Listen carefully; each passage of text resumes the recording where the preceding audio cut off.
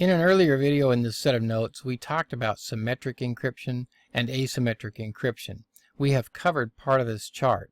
This is actually two charts here, classical encryption and modern day encryption, and symmetric and asymmetric encryption are two examples of modern day encryptions. Now, why do I care about these old simple versions of encryption? Well, I care about them because they are the building blocks for how we do encryption today. These principles are still used, it's just that they're more mathematically sophisticated today. So let's talk about these classical ones. The first one is substitution. Now, the simplest example of substitution is the Caesar cipher, in which letters are shifted in the alphabet. Now, we saw one of those earlier. Let's go back in the notes to the very beginning. Right here, this is a Caesar cipher. Now, the key has to be this, how many that we're shifting it. If I'm going to shift 2 letters or 3 letters or 4 letters, that's the key. And I only have 26 possible keys here, which is not very good, but that's the idea of a Caesar cipher. And it's just simple substitution. Whenever I have an A, I make it a C, and whenever I have a B, I make it a D, and so forth.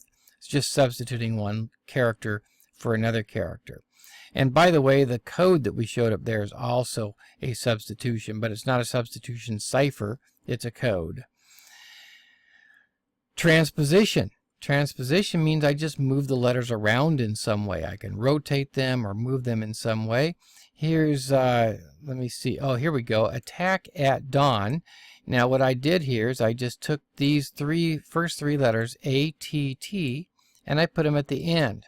And then the rest of it, I put the spaces where they were before, and now I get something that at first glance you would not recognize what this is.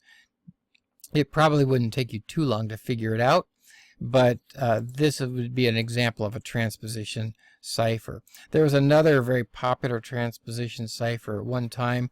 Again, it's real simple to solve today with computers, but it's called the split rail cipher.